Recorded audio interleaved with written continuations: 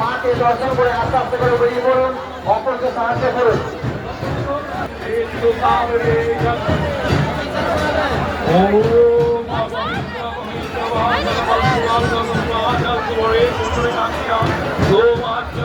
Rocky শিখো, তুমি একটু কেটে আসো।